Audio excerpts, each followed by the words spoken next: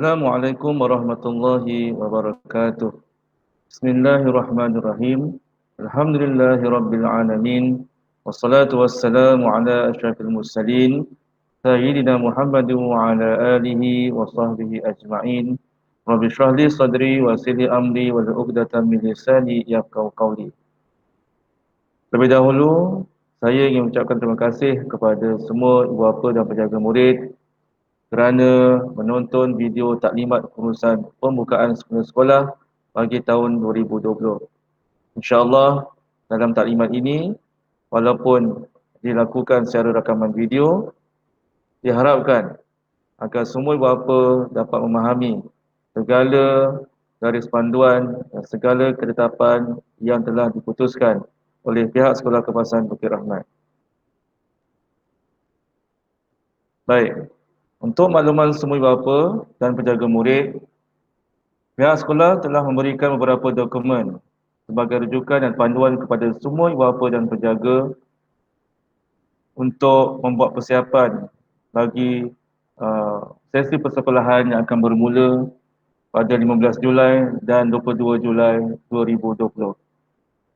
Dokumen yang pertama ialah pihak sekolah telah memberikan surat makluman kepada semua ibu bapa dan penjaga murid berkaitan dengan tarikh-tarikh rasmi pembukaan semula sekolah yang akan bermula pada 15 Julai 2020 bagi murid tahun 5 dan 6 serta murid berkeperluan khas, murid MBK, dan pada 22 Julai bagi murid tahun 1, 2, 3 dan 4. Sebelum itu, pada 1 Julai 2020 yang lalu, murid prasekolah juga telah memulakan sesi persekolahan mereka bagi tahun 2020. Dan alhamdulillah, pengurusan persekolahan bagi murid prasekolah telah dapat dilaksanakan dengan baik. Alhamdulillah.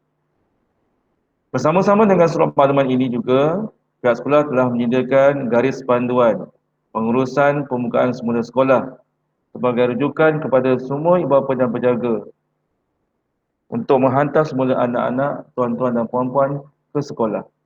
Dalam garis panduan ini, pihak sekolah telah menetapkan beberapa peraturan, objektif dan tata cara yang perlu diikuti oleh semua ibu bapa dan murid bagi memudahkan, bagi melancarkan semula sesi persekolahan bagi tahun 2020. Bersama dengan surat makluman tersebut juga disertakan sekali jadual waktu kelas, di mana jadual ini dapat menjadi rujukan kepada semua ibu bapa dan murid untuk melihat subjek apakah yang akan dipelajari pada hari-hari persekolahan. Dan jadual ini juga dapat dijadikan panduan kepada semua ibu bapa dan penjaga berkaitan dengan waktu hadir ke sekolah dan juga waktu pulang dari sekolah. Tuan-tuan dan puan-puan, ini adalah surat makluman rasmi kepada semua ibu bapa dan penjaga murid berkaitan pembukaan semula sesi persekolahan murid tahun 1 hingga 6 dan murid berkeperluan khas MBK di SK Bukit Rahmat. Dalam surat ini dinyatakan tarikh-tarikh untuk murid tahun 1 hingga 6 dan murid berkeperluan khas untuk mengikuti semula sesi persekolahan bagi tahun 2020, iaitu bagi murid tahun 5 dan 6 pada 15 Julai 2020, murid berkeperluan khas iaitu MBK pada 15 Julai 2020 dan murid tahun 1, 2, 3 dan 4 pada 22 Julai 2020. Jadi bersama surat sini juga disertakan sekali garis panduan. Garis panduan sebagai rujukan kepada semua ibu bapa dan penjaga serta jadual kelas yang akan berkuat kuasa mulai 15 dan 22 Julai 2020.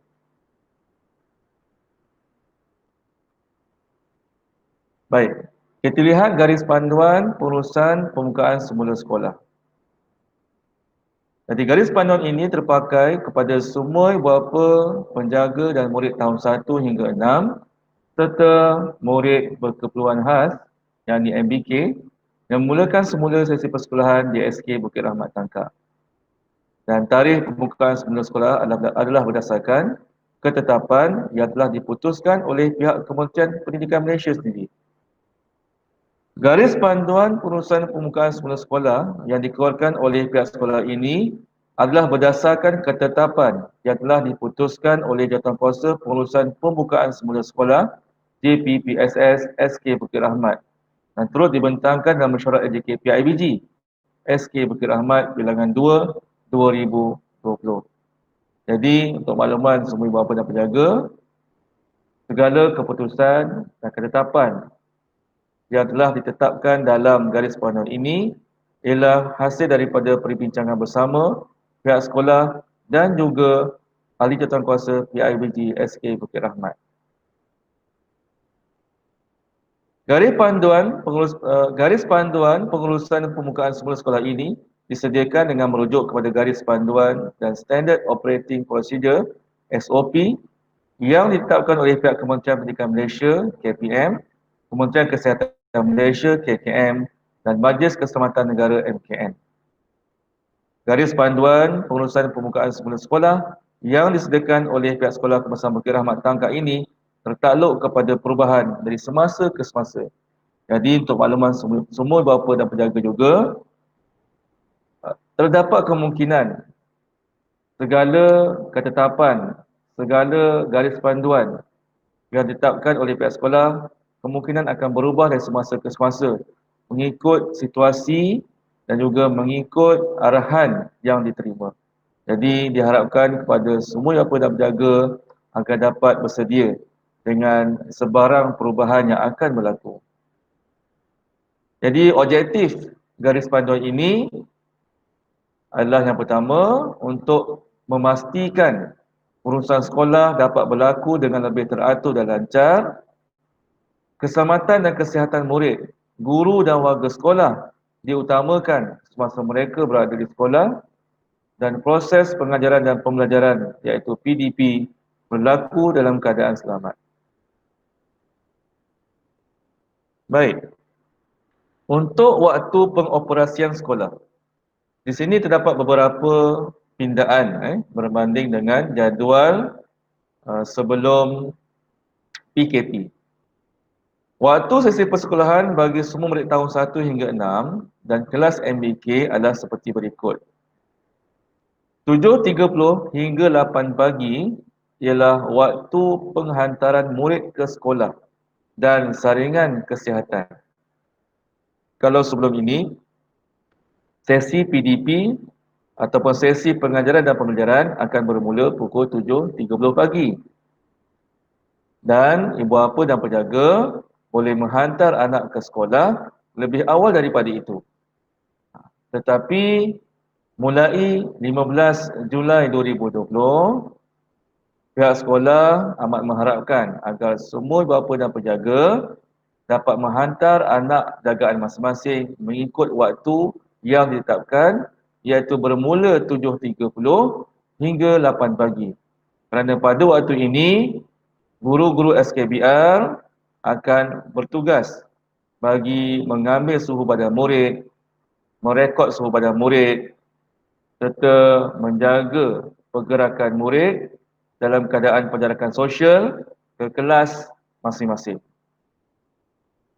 Kemudian, bermula pukul 8 pagi hingga 12.50 tengah hari atau 1.20 petang, sesi pengajaran dan pembelajaran dan program persekolahan bermula. Bermakna dalam tempoh ini, murid akan belajar mata pelajaran seperti bahasa Melayu, matematik, bahasa Inggeris dan sebagainya. Bermula pukul 8 pagi. Kemudian, 12.50 tengah hari atau 1.20 petang ialah waktu murid pulang. Okay. Yang ini, murid kena rujuk kepada jadual kelas yang dilampirkan. Ada hari, contohnya tahap 1, ada hari yang balik pukul 12.50 tengah hari dan ada hari yang mereka balik pada 1.20 petang. Baik, kita lihat kepada peranan dan tanggungjawab. Yang pertama ialah apakah peranan dan tanggungjawab ibu bapa atau penjaga murid? Yang pertama, memastikan anak atau anak jagaan masing-masing sihat dan bebas daripada gejala seperti demam, iaitu suhu badan 37.5 darjah Celsius dan ke atas. Jadi, kiranya kita dapati anak kita demam sebelum sampai ke sekolah, sebaik-baiknya kita sebagai penjaga dan ibu bapa kepada anak jaga masing-masing membawa anak kita untuk membuat pemeriksaan kesihatan terlebih dahulu di klinik kesihatan yang terdekat. Baik, selain daripada demam iaitu suhu badan 37.5 darjah Celsius dan ke atas, gejala yang seterusnya ialah batuk, persema, sakit tekak atau sesak nafas. Jadi, sekiranya mana-mana daripada gejala ini kita dapati ada pada anak kita, dinasihatkan agar ibu bapa dan penjaga segera menghantar anak kita ke klinik kesihatan yang terdekat. Baik. Kemudian, peranan kita yang seterusnya, peranan ibu bapa yang seterusnya ialah mengingatkan anak atau anak-anak jaga masing-masing untuk sentiasa menjaga kesihatan dan keselamatan diri, serta kepentingan untuk sentiasa menjaga penjarakan sosial sebelum, masa dan selepas pulang dari sekolah.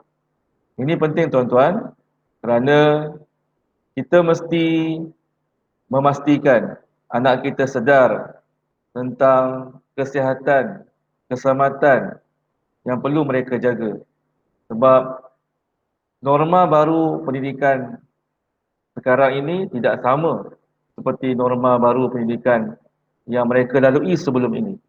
Jadi kesediaan mental, fizikal dan juga emosi sangat penting supaya murid-murid ini dapat bersedia untuk mengikuti pembelajaran dalam situasi yang baru.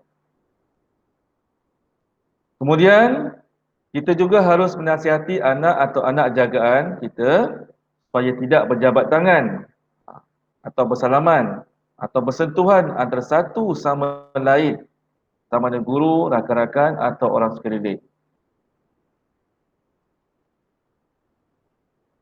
Menasihati anak atau anak jagaan supaya sentiasa mengamalkan kebersihan sebelum dan selepas makan. Ini kita kena pastikan. Anak kita, kita nasihati mereka, kalau selepas makan itu pastikan kita sama ada kita gunakan tisu, kita lap tangan ataupun kita cuci tangan. Tapi insya-Allah di SK Bukit Rahmat untuk waktu makan ini semasa rehat kita telah putuskan buat masa ini semua murid akan makan di kelas masing-masing dengan menggunakan kaedah makanan berbungkus. Dan disediakan sekali sudu dan garpu untuk memudahkan murid. Dalam masa yang sama, kita galakkan juga setiap murid membawa tisu dan juga sapu tangan untuk memudahkan mereka menjaga kebersihan diri. Seterusnya 4.1.5, ibu bapa atau penjaga sendiri digalakkan untuk menghantar dan mengambil anak atau anak jagaan. So boleh-bolehnya biarlah kita sendiri yang menghantar anak kita ke sekolah. Kenapa tuan-tuan? Kerana apabila kita menghantar anak kita ke sekolah, seboleh-boleh kita tunggu sehingga proses saringan kesihatan daripada guru selesai, dan sekiranya anak kita melepasi saringan kesihatan tersebut, anak kita boleh terus masuk ke kawasan sekolah dan mengikuti sesi persekolahan pada hari tersebut. Walau bagaimanapun, sekiranya anak kita tidak melepasi saringan kesihatan sebelum memasuki sekolah, maka dinasihatkan supaya ibu bapa terus membawa anak ke klinik kesihatan yang terdekat untuk membuat pemeriksaan kesihatan. Ibu bapa atau penjaga disaran untuk menyediakan makanan dan minuman dari rumah untuk anak atau anak jagaan sebagai bekalan di sekolah. Walau bagaimanapun, kantin sekolah juga turut beroperasi untuk menerima tempahan makanan daripada murid. Baik, untuk murid tahun 1 hingga 6, kita galakkan semua murid membawa bekalan masing-masing. SOP ini berbeza dengan SOP prasekolah. Sekiranya prasekolah, buat masa ini, mereka tidak dibenarkan membawa makanan dari rumah. Tetapi untuk murid tahun 1 hingga 6 sebaliknya pula. Untuk murid tahun 1 hingga 6 digalakkan membawa bekalan makanan dari rumah. Walau bagaimanapun kita faham, mungkin ada kekangan dan sebagainya, kantin sekolah turut beroperasi seperti biasa bermula esok. Cuma kaedahnya mungkin sedikit berbeza. Kira sebelum ini, waktu rehat, murid turun ke kantin, beratur dan membeli makanan. Tetapi bermula esok, iaitu bermula 15 Julai 2020, murid akan makan di kelas masing-masing, di tempat masing-masing. Dan akan dikawal, diselia oleh guru yang bertugas di dalam kelas. Dan seterusnya, seboleh-bolehnya kita pastikan anak kita mengambil sarapan sebelum hadir ke sekolah. Kita faham sebab rehat akan bermula pukul 10 pagi. Jadi antara waktu kita hantar anak kita pagi ke sekolah sehingga pukul 10 pagi, waktu itu seboleh-bolehnya anak kita ni dah makan lah, dah makan untuk memastikan anak kita ni lebih fokus, pastikan badannya bersedia lah pada hari tersebut untuk mengikuti sesi persuluhan. Baik. Kita juga seharusnya menasihati anak-anak lah agar tidak berkongsi makanan dan minuman dengan murid lain. Kemudian menjaga kebersihan dan keselamatan baik sebelum dan selepas pulang dari sekolah dengan kerap membasuh tangan dan mandi. Kita kena nasihat anak kita kerap cuci tangan, kerap mandi. Tapi di sekolah juga kita ada sediakan beberapa lokasi laluan utama. Kita sediakan di tempat tersebut sinki untuk mereka mencuci tangan lah. Jadi di setiap aras ada satu tempat mencuci tangan untuk kita menggalakkan lah di sekolah murid-murid kita ni mencuci tangan di tempat yang disediakan. Dalam kelas juga ada sanitasi disediakan dalam setiap kelas.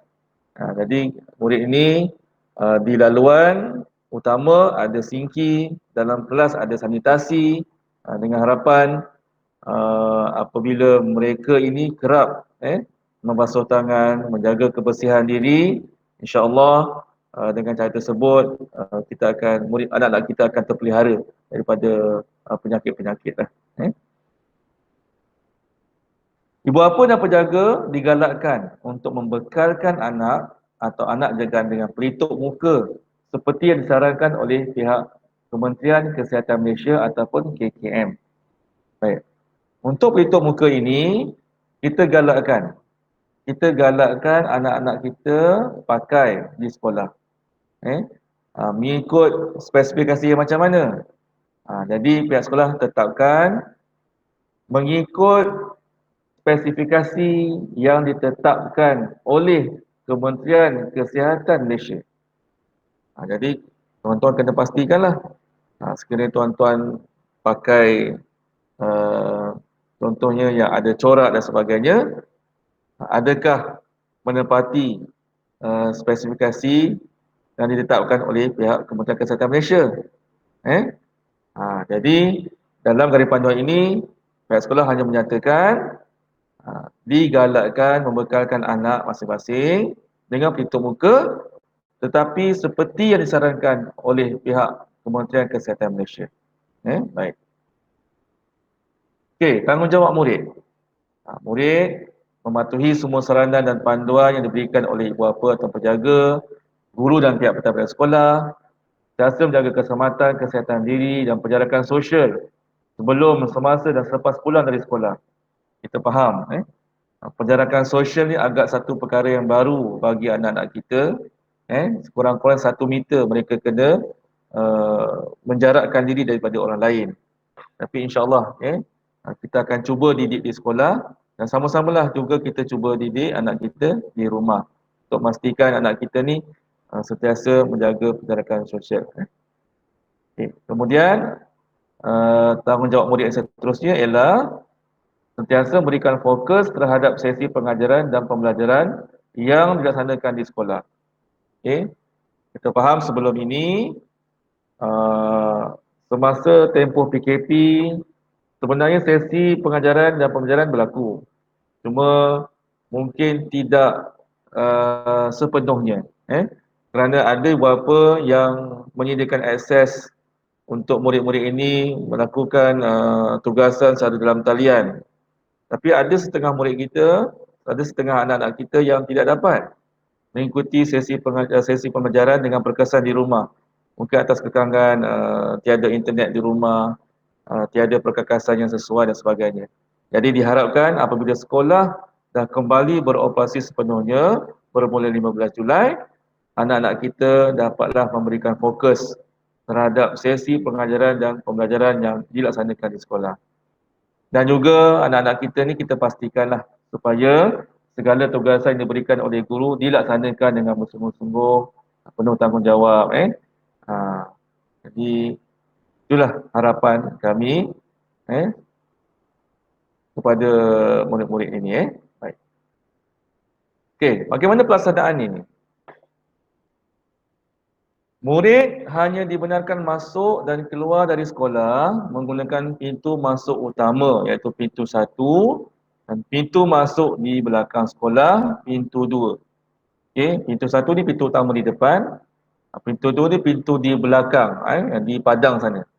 Okey. Jadi dua pintu dia yang kita benarkan murid-murid masuk. Okey. Murid berkeperluan khas iaitu MBK perlu menggunakan pintu 1. Manakala murid tahun 1 hingga 6 perlu menggunakan pintu 2 untuk masuk dan keluar dari kawasan sekolah. Okey. Jadi pintu 1 ni pintu utama hanya untuk murid berkeperluan khas, murid pendidikan khas. Dan murid prasekolah, murid prasekolah. Tetapi yang lain, tahun 1 hingga 6, mereka terpaksa menggunakan pintu 2. Okey, pintu 2, pintu 2, pintu di belakang. Kebenaran untuk menggunakan pintu 1 hanya diberikan kepada murid yang mempunyai adik-beradik di prasekolah, kelas pendidikan khas, anak guru dan staf serta murid yang telah mendapat kebenaran khas daripada guru besar atas keperluan dan masalah yang tidak dapat dielakkan. Jadi, selain murid pendidikan khas, selain murid prasekolah, siapa lagi yang boleh guna pintu 1? Jadi ada pengecualian di sini iaitu sekiranya adik-beradik. Contoh abangnya tahun 3, adiknya ada di prasekolah. Ini dibenarkan menggunakan pintu 1. Jadi untuk memudahkan bapa hanya menurunkan anak di satu tempat saja di depan dan adik-beradik yang lain boleh masuk ke sekolah sekali. Kemudian dia ada adik-beradik juga di kelas pendidikan khas. Dibenarkan juga. Anak guru dan staf boleh menggunakan pintu 1. Sebab dah tentu guru dan staf akan ikut pintu 1 untuk masuk ke dalam kawasan sekolah. Dan juga kemungkinan terdapat kes-kes tertentu selain daripada yang dibenarkan, contohnya seperti atas faktor keselamatan, atas faktor kesihatan dan sebagainya, dibenarkan menggunakan pintu 1 tetapi mestilah mendapat kebenaran daripada guru besar dan perlu mengisi borang kebenaran lah. Nanti kita akan sediakan borang kebenaran khas ini kepada murid-murid yang memerlukan sangat menggunakan pintu 1 untuk masuk ke kawasan sekolah. Okay. Beberapa murid berkeperluan khas yang memerlukan bantuan bapa atau penjaga untuk memimpin anak dibenarkan bawa kenderaan masuk ke dalam kawasan yang dihaskan dalam kawasan sekolah. Jadi walaupun pendidikan khas, tetapi hanya yang benar-benar yang benar-benar berkeperluan saja. Contohnya memang bapa perlu memimpin anak masuk dalam kelas. Kita ada di pendidikan khas ni yang macam itu. Jadi kes ini dibenarkan. Maknanya bapa boleh bawa kenderaan masuk ke dalam kawasan sekolah. Okey. Tapi untuk murid lain, berapa hanya uh, masuk, hanya parking kereta di depan pintu masuk utama sekolah, dan tak perlu masuk dalam kawasan sekolah ni, hanya di luar saja. Okey. Okay, murid akan hadir ke sekolah bermula 7.30 hingga 8 pagi. Dalam tempoh tersebut, semua murid akan melalui saringan kesihatan dan imbasan suhu badan. Okey, jelas. 5.6 pun saya dah nyatakan tadi. Sekiranya ada gejala, dinasihatkan membuat pemeriksaan kesihatan lah di klinik kesihatan yang terdekat. Okey, dalam tempoh 7.30 hingga 8 pagi, murid yang melepasi saringan kesihatan dan imbasan suhu badan akan terus masuk ke kelas masing-masing mengikut laluan yang disediakan. Kita ada laluan khas. Jadi murid-murid ni tak boleh semena-mena ni lah. Dia ikut jalan mana yang dia nak. Dia mesti ikut laluan yang kita sediakan dan menjaga penjarakan sosial. Baik. Bagaimana sekiranya murid ini hadir lebih awal daripada 7.30? Itulah kita minta supaya seboleh-bolehnya buat apa dan penjaga patuh pada waktu penghantaran anak masing-masing ni. Bermula 7.30 hingga 8 pagi. Kerana pada waktu ini InsyaAllah semua guru SKBR cukup untuk bertugas sepenuhnya. Tapi kalau anak kita hadir lebih awal, anak kita ini akan ditempatkan satu tempat khas dululah. Akan tempatkan satu kemah atau satu tempat sebelum waktu 7.30 itu. Dia ada tempat khas lah untuk anak tuan-tuan yang hadir lebih awal daripada 7.30. Tapi tak digalakkan lah. Seboleh-bolehnya kita hadir mengikut masa yang ditetapkan, 7.30 hingga 8 pagi. Okey? Baik. Semua keperluan bekalan makanan dan minuman, buku dan alat tulis yang dibawa oleh murid ke sekolah tidak boleh dikongsi oleh murid dan individu lain. Tak boleh kongsi. Sebelum ni mereka kongsi je minum air, tapi sekarang dah tak boleh. Okay, suatu rehat, murid hanya dibenarkan makan di kelas masing-masing dengan sediaan guru kelas atau guru yang bertugas. Okay. Makanan dan minuman yang ditembak oleh murid di kantin sekolah akan dibawa ke kelas masing-masing. Nanti insya-Allah akan ada guru yang bertugas akan membawa makanan dan minuman ke kelas masing-masing. Murid digalakkan makan pintu muka, saya dah jelaskan tadi. Kemudian murid akan pulang mengikut waktu yang ditetapkan sama ada pukul 12.50 tengah hari atau 1.20 petang. Mengikut jadual yang ditetapkan. Baik. Jadi walau bagaimanapun, garis panduan ini tertakluk kepada sebarang perubahan dari semasa ke semasa. InsyaAllah pihak sekolah akan maklumkan kepada ibu bapa sekiranya berlaku sebarang perubahan. Baik, kita lihat sepintas lalu gambar-gambar yang berkaitan lah, gambar-gambar yang berkaitan.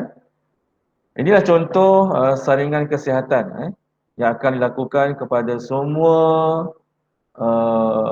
guru, semua staf dan semua murid yang akan masuk ke sekolah nanti. Kalau di pintu utama sekolah, pengawal keselamatan akan mengimbas suhu badan guru dan suhu badan pekerja untuk memastikan guru dan staf tak demam lah. Sekiranya suhu badan guru dan staf ini kurang daripada 37.5 darjah Celsius ke bawah, maknanya boleh masuk ke sekolah dan bertugas. Okay. Pelawat pun sama, ibu bapa pun sama, dan sesiapa saja yang masuk ke dalam kawasan sekolah akan diimbas suhu mereka lah. Okay.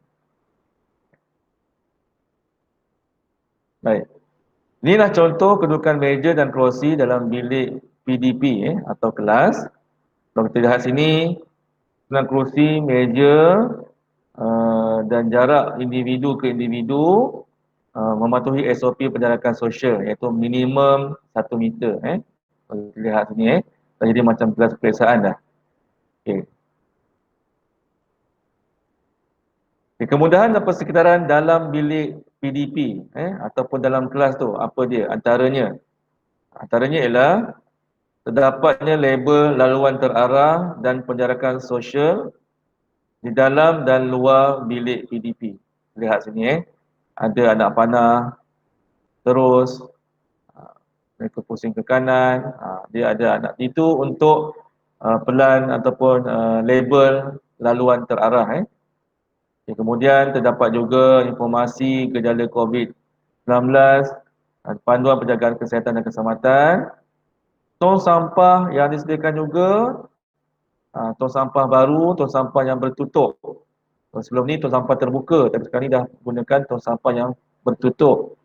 Kemudian dalam kelas juga kita sediakan pensanitasi untuk kemudahan murid-murid membersihkan tangan. Inilah suasana di dalam kelas pendidikan khas integrasi PTKI. Sama juga seperti kelas yang lain. Kerusi meja disusun dalam penjarakan sosial mematuhi SOP minimum 1 meter. Kemudian ada informasi gejala COVID-19 dan juga ada ruang untuk pensanitasi. Inilah bilik pemulihan bersama juga. Bilik pemulihan. Ini ialah suasana ataupun persekitaran di Prasekolah An-Nur SK Bukit Rahmat. Kalau kita lihat sini di prasekolah, mejanya berkongsi. Cuma murid ini dia duduk di hujung meja lah. Walau bagaimanapun masih lagi mematuhi SOP penjarakan sosial minimum 1 meter. Inilah bilik isolasi. Jadi di SK Bukit Rahmat kita sediakan 4 bilik isolasi untuk makluman ibu bapa dan penjaga. Kita ada bilik isolasi untuk prasekolah, kita ada bilik isolasi untuk pendidikan khas, dan kita ada 2 bilik isolasi untuk murid tahun 1 hingga 6, iaitu bilik isolasi untuk murid lelaki dan bilik isolasi untuk murid perempuan, di mana kedua-dua bilik isolasi ini kita asingkan. Dan kalau kita lihat sini, setiap bilik hanya ada 1 katil sahaja, dan memang luas dan selesa lah. Kemudian pihak sekolah juga telah menyediakan pencuci tangan di laluan utama murid, di mana laluan itu menjadi laluan untuk mereka bergerak menuju ke kelas. Jadi laluan-laluan ini kita sediakan beberapa tempat, beberapa kemudahan untuk mereka mencuci tangan. Dan kita juga telah menyediakan sistem siaraya ataupun intercom di setiap bilik PDP, dan di pejabat pun ada. Yang ini ialah bagi kemudahan untuk menyampaikan sebarang informasi dan maklumat. Jadi bilik operasinya ialah di pejabat, dan guru yang bertugas akan berada di bilik sistem siaraya intercom ini, bilik operasinya, untuk menyampaikan sebarang pengumuman, informasi dan sebagainya, dan pengumuman tersebut akan didengari di semua kelas, di semua bilik PDP. Ini adalah antara inovasi yang dilaksanakan di SK Bukit Rahmat. Baik. Jadi dengan itu tamatlah sudah taklimat saya pada semua ibu bapa dan penjaga berkaitan dengan pengurusan pembukaan semula sekolah SK Bukit Rahmat bermula 15 Julai 2020 bagi murid tahun 5, 6 dan pendidikan khas, dan pada 22 Julai nanti untuk murid tahun 1, 2, 3 dan 4. Jadi sama-samalah kita memastikan segala garis panduan dan SOP yang ditetapkan oleh pihak sekolah dapat dilaksanakan, dapat dijayakan oleh anak-anak kita, dapat dipatuhi oleh anak-anak kita, dan semoga dengan cara ini dia dapat memastikan rantaian COVID-19 dapat diputuskan. Sekian, wabillahi taufiq wal hidayah. Wassalamualaikum warahmatullahi wabarakatuh.